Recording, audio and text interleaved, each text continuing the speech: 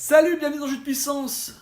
La saison régulière s'est terminée et on va donc parler des playoffs avec plein de matchs super intéressants qui vont avoir lieu, des super séries. Et on commence tout de suite par un tableau, ce tableau de Thibaut Châtel, un spécialiste des stats, où on voit quelle équipe est favorite dans chaque série grâce à l'accumulation de stats tout le long de la saison. Tableau très intéressant. Et on va parler tout de suite de la conférence Ouest, des 4 duels qui nous intéressent, en commençant par la meilleure équipe de l'Ouest cette année, les Flames de Calgary, qui affrontent l'Avalanche du Colorado, dans un duel qui va être, à mon avis, très spectaculaire, entre Johnny Gaudreau et Nathan MacKinnon, deux super joueurs, peut-être la série la plus intéressante d'un point de vue du jeu, entre deux équipes très rapides, qui marquent beaucoup de buts. On pense bien sûr aux Flames avec Sean Monahan, Lindon, Tkachuk, mais aussi avec un super défenseur comme Giordano, et de l'autre côté, avec le trio magique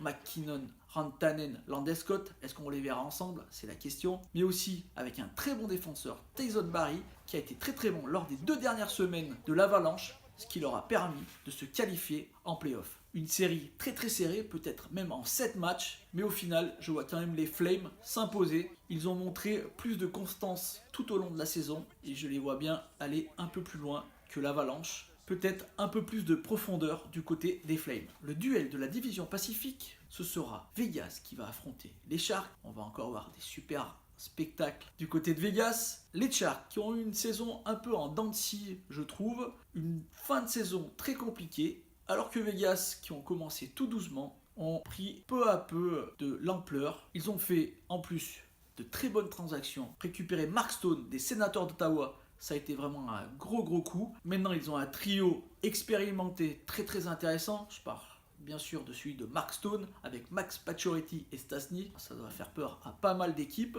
Un super gardien qui n'a pas joué lors des derniers matchs, mais qui devrait revenir pour les playoffs. On parle bien sûr de Marc-André Fleury, qui a vraiment l'expérience des playoffs. En face, Erik Karlsson, qui lui aussi avait été blessé en fin de saison, devrait revenir au jeu. Brent Burns, un super défenseur. Ils ont une équipe assez homogène. Malgré cela, les Sharks, je les vois bien s'incliner contre Vegas. D'ailleurs, beaucoup de monde les voit bien s'incliner contre Vegas. La majorité des gens voient plutôt Vegas passer plutôt que les Sharks. Peut-être à cause de leur gardien, Martin Jones, qui n'a pas montré qu'il était très rassurant cette saison. Pour moi, Vegas en 6 matchs. On passe à la division centrale avec Nashville qui va affronter Dallas. Nashville, ça a été un peu décevant cette année. Les défenseurs qu'on avait eu l'habitude de voir, qui nous avaient montré vraiment de belles choses la saison dernière, ont été un peu en deçà cette saison. On pense bien sûr à Piquet-Subban qui n'a pas fait une très bonne saison. Dallas, ça a été encore chaotique. On se demande bien pourquoi. Normalement, offensivement, c'est très intéressant. Il faut dire qu'ils ont été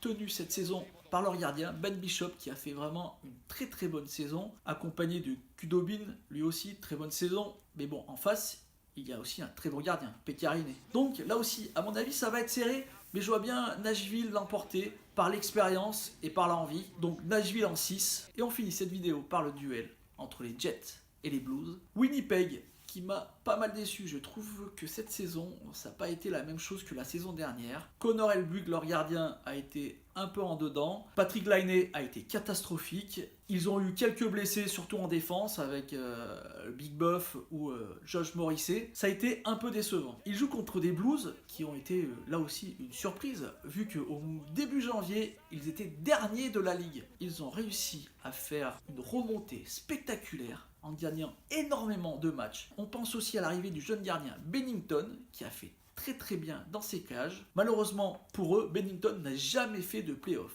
Alors est-ce que ça va être vraiment un problème? Ça sera ses premiers playoffs alors qu'il n'a que 25 ans. Ça serait peut-être le point faible de cette équipe. Mais il n'empêche, vu leur dynamique, je les vois bien s'imposer contre des Jets qui sont plutôt à bout de souffle à mon avis. Donc je vois bien les Blues s'imposer en 5-6 matchs maximum. Voilà, j'ai fait le tour de la conférence Ouest. J'espère là aussi que ça vous a dégrossi la chose. J'espère que ça vous a plu surtout. Si c'est le cas, n'hésitez pas à la partager. Moi je vous dis à bientôt pour parler bien sûr de tout ce qui va se passer dans ces playoffs. Ciao!